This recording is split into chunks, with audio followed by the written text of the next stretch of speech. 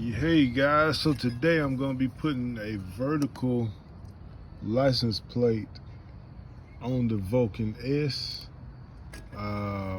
Pretty simple to do. I'm just going to take this cotter pin out, take this washer off, and instead of using this washer right here, I'm probably just going to use this instead of the washer, because if you look, it's exactly the same measurement.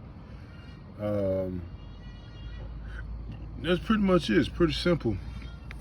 I got my torque stick so I can torque it back to 80 pounds of pressure, of torque. So that's it.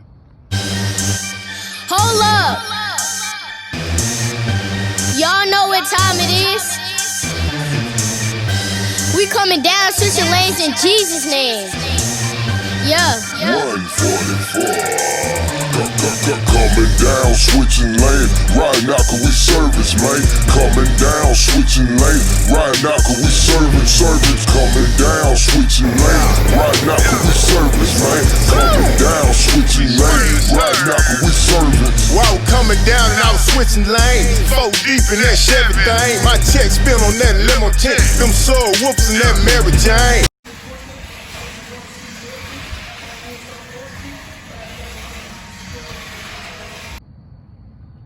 So I've taken my cotter pin out. As you can see, now I got my 1 1/16. I'm gonna knock this loose with my impact. And there you have it.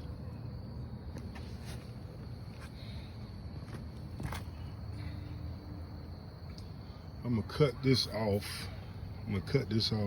So, only thing you wanna do, guys, is take the washer off that's gonna be on the inside and put it on the outside of this, so it won't be trying to move. And that's it. Make sure you do it to 80 foot-pounds of torque,